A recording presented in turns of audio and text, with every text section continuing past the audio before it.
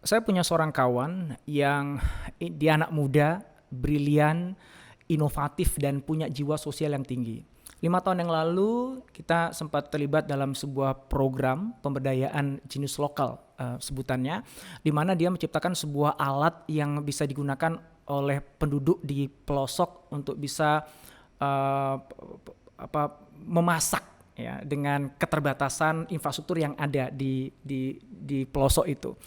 Dan dia punya pengalaman yang nggak menyenangkan ketika membawa temuan dia itu ke pemerintah setempat yang tadinya berpikir itu akan membuat temuan itu bisa memberikan manfaat yang banyak bagi masyarakat lingkungannya, malah yang terjadi justru sebaliknya gitu.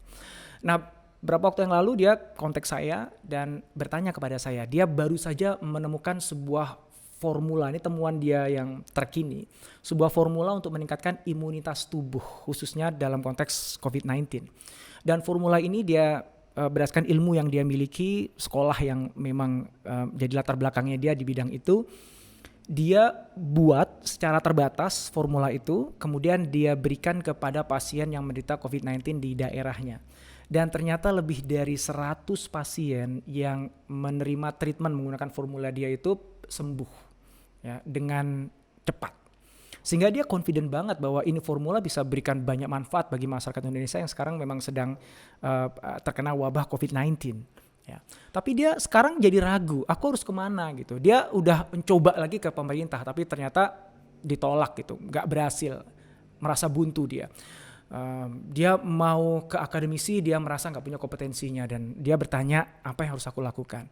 Nah, mungkin ada di antara Bapak Ibu teman-teman semuanya yang mungkin tidak persis seperti sahabat saya ini situasinya, tapi mengalami situasi yang serupa di mana Anda merasa menemukan sesuatu yang itu bisa bermanfaat bagi banyak orang tapi bingung harus mulainya dari mana. Gimana sih jadi saran saya? Yuk kita simak.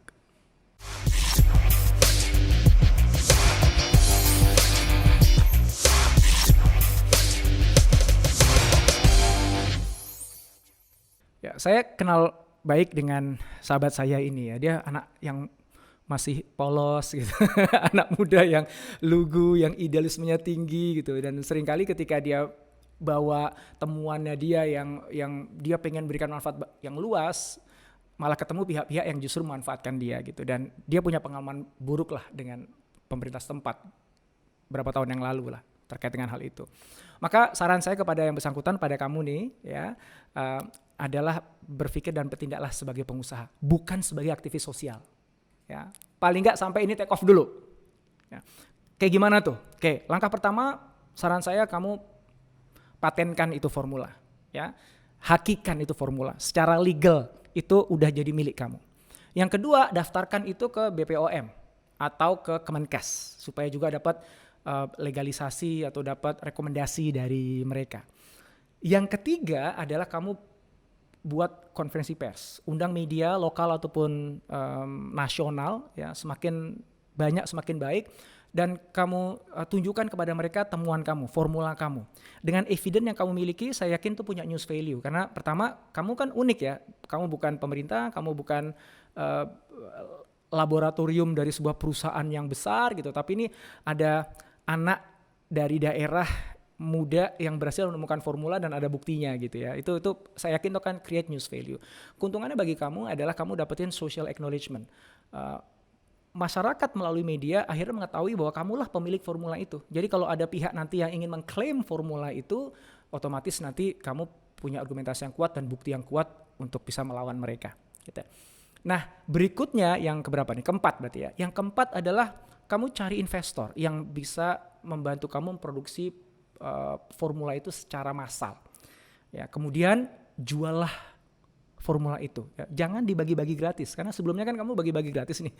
Kalau gitu nanti investor nggak ada yang mau taruh uangnya gitu. Tapi jual dengan harga murah aja karena kan semangat kamu adalah semangat sosial kan. Yang penting akhirnya investor tertarik untuk mau invest, mereka lumayan lah dapat untung sedikit dan mereka juga tergerak untuk mendapatkan CSR-nya ya, ada corporate social responsibility-nya di sana gitu. Mereka juga ingin berbagi juga, so klop lah. Nah, dengan modal itu kamu bisa produksi cukup banyak dan kamu bisa pasarkan sehingga semakin banyak orang yang bisa mengakses formula kamu, menggunakan formula kamu itu dan akhirnya bisa sembuh dari COVID. Begitu nanti udah makin banyak kasus yang berhasil sembuh karena formula kamu bisa undang media lagi untuk mengamplifikasi kesuksesan itu. Nah, sampai kemudian akhirnya saya yakin sampai ke telinga pemerintah gitu. Maka nanti kamu nggak perlu datang ke pemerintah, pemerintah akan datang ke kamu gitu. Nah, habis itu kamu boleh putuskan apakah menjadikan itu sebagai bisnis atau benar-benar menjadikan itu murni sebagai gerakan sosial. Itu keputusannya ada di kamu. Tapi yang paling penting dari yang saya sampaikan tadi, pastikan kontrolnya itu ada di tangan kamu gitu. Jangan kamu sudah menemukan sesuatu yang itu brilian, yang itu punya nilai manfaat, habis itu kamu serahkan kontrol itu ke orang lain yang belum tentu dia punya interest yang sama seperti kamu. Belum tentu dia punya jiwa sosial sama seperti kamu gitu. Dan untuk supaya kamu punya kontrol itu, ya berpikir dan bertindak seperti pebisnis tadi gitu. Ya, mudah-mudahan manfaat, mudah-mudahan kebayang, dan bagi teman-teman sahabat yang lain yang mungkin punya situasi yang mirip dengan sahabat saya ini, juga mudah-mudahan bisa terinspirasi untuk bisa nanti memberikan solusi bagi bangsa ini, tetapi nggak dikerjain di tengah jalan. Karena kontrolnya ada di tangan Anda sendiri. Mudah-mudahan manfaat.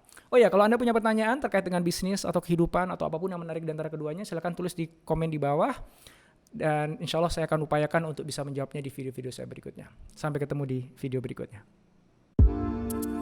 Jika Anda menemukan video ini bermanfaat, silahkan subscribe, like, dan jangan lupa untuk nyalakan notifikasinya.